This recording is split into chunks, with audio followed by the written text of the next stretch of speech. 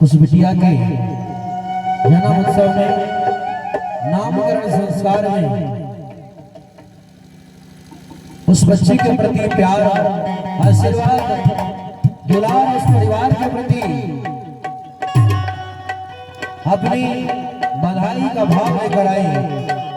आपकी उपस्थिति चाहे जितनी भी हो, हम जिस काम को लेकर आए हैं वो काम निरंतर करेंगे। बस आप बैठे रहे, यही आपसे निवेदन है। आप हैं ग्राम खरगवारा से चलकर आए हैं। दुबराज, आपने छोटी से बच्चे को अपना आशीर्वाद और हम कलाकारों को अपना स्नेह प्रदान करते हुए सप्रेम 20 रुपए की राशि मंच को आपने प्रदान किया है। परम सिद्धि बढ़ा दे, नर्मदा मैया की कृपा अपने परिवार पर सदा बनी रहे, यही हमारी आपके प्रति शुभकामनाएं हैं। अंजू जी ठीक शीघ्र मंच तक उपस्थित होंगे।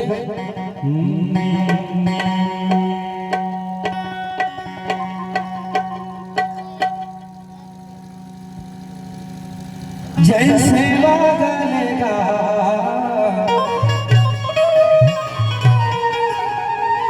जय सेवा गलेना,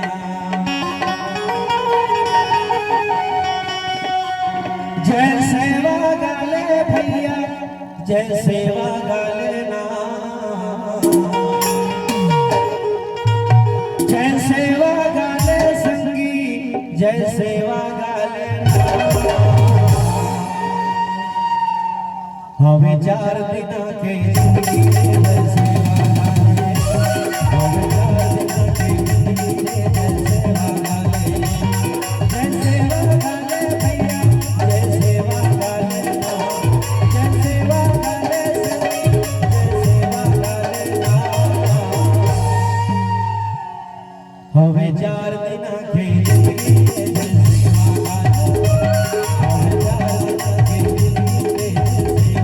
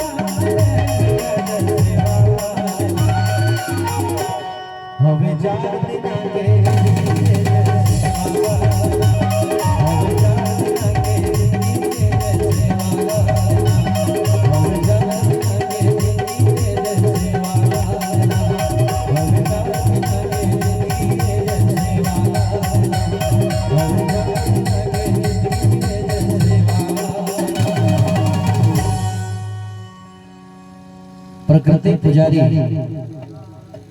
परम शक्ति बड़ा देव के बनैया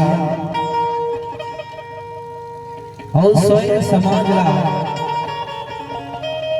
आपन गीत और विधा के जगैया परम सम्मानी दादा वा स्वर्ग हरि प्रेम साहरी मरावी जौन आपन समाज के प्रति एक संकल्प ला लेके कि हमारे स्वयं समाज ला सब जगाना है। हमार समाज रास्ता भटक गिरी से पूजा पद्धति बिगड़ गिरी से